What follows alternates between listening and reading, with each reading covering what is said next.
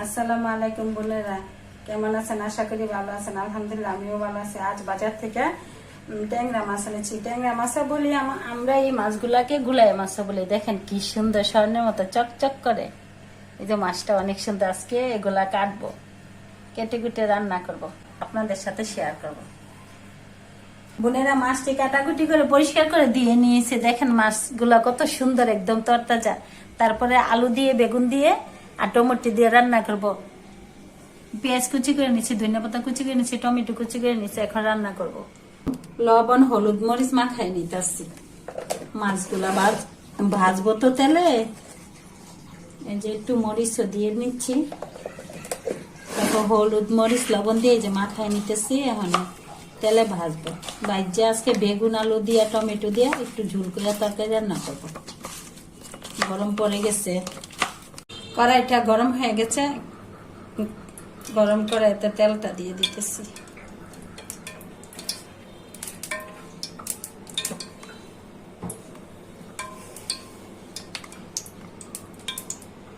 এখন একে একে মাছগুলো ছেড়ে দিচ্ছি।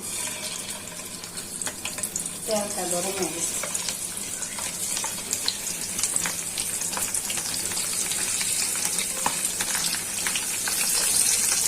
মাছগুলো ভাজা হয়ে গেছে।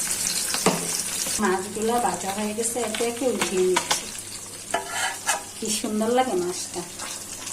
আল্লাহ আর কি রহমত। আল্লাহ কত রকমের, কত নামের মাছ আল্লাহ সৃষ্টি করছে। আমরা ক্ষমতা নেই একটা পিঁপড়া সৃষ্টি করার। আল্লাহ নিয়ামত।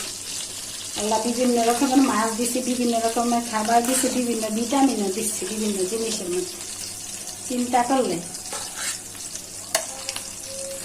আল্লাহ নেক রহমত।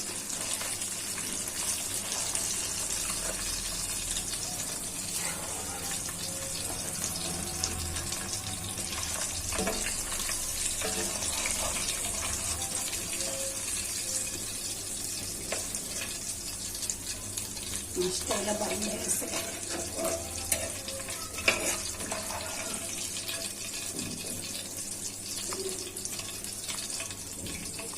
মাছগুলা কি সুন্দর লাগে। এই কড়াইটাতে এখন তরকারি রান্না করবো। আর যেটা মাছ হচ্ছে এটা উঠাই নিচ্ছি। এখন কড়াইয়ের মধ্যে একটু তেল দিয়ে দেই।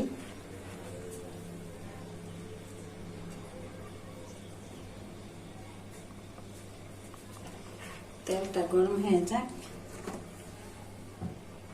তেলটা গরম হয়ে গেছে। গরম থেকে পেঁয়াজ ছেড়ে দিচ্ছি।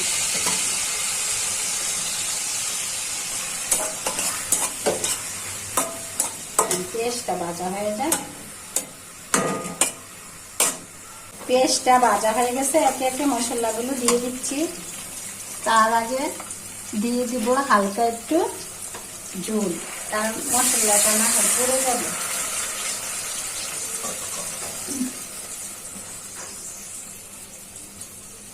দিয়ে দিচ্ছি মরিচ গুঁড়া পরিমাণ মতো,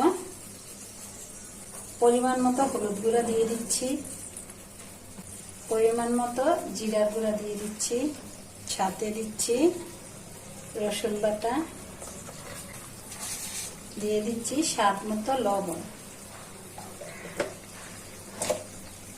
যত ময় মশলা এই তরকারিতে হান্না কেন, লবণ না দিলে সবকিছুই মাটির মতো, কোনো স্বাদ নেই। লবণ এমন একটা জিনিস, বেশি দিলে খাওয়া যায় না, আবার পরিমাণ মতো দিলে স্বাদটা দ্বিগুণ বাড়ে যে কোনো তরকারিতে খাবারে। কষানো হয়ে যাক মশলাটা। মশলাটা কষানো হয়ে গেছে। সাথে দিয়ে দিচ্ছি আলু আর বেগুন। এগুলা ভালো করে কষিয়ে নেব।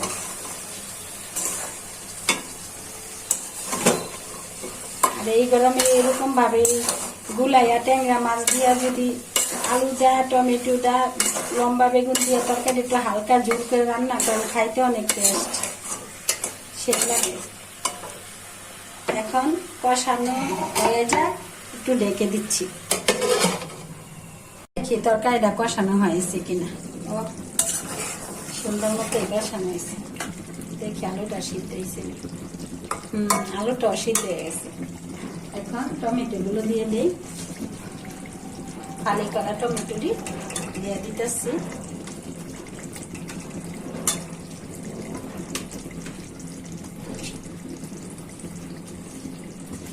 এখন সাথে দিয়ে দিচ্ছি ঝোল। আজকে ঝোল তরকারি রান্না করবো, গরম তো, গরম একটু ঝোল ঝোল এই সব রকমের তরকারি দিয়ে রান্না করলে ভালো লাগে। এখন দিয়ে দিচ্ছি মাছগুলো, মাছগুলো দিয়ে দিচ্ছি।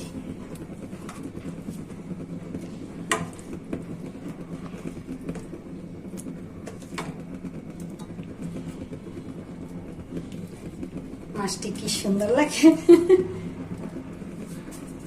আচ্ছা এখন রেখে দেই, সিদ্ধ হওয়ার জন্য অল্প আঁচে রেখে দেই। ও মাশাআল্লাহ কি সুন্দর কালার আসছে। আর গরম তো, রোজা রেখে একটু হালকা ঝুল ঝুল তরকারি হলে সেই রকম লাগবে। আশা করি ইনশাল্লাহ ভালো হবে। পরিমাণ মতোই সবকিছু দিয়েছে। আমি ধনিয়া পাতাগুলো ছিটাই দেই। বোনেরা ভালো থাকবেন, সুস্থ থাকবেন, আমার ভিডিওগুলো বেশি বেশি দেখবেন, লাইক করবেন, শেয়ার করবেন, কমেন্ট করে জানাবেন। আল্লাহ হাফেজ।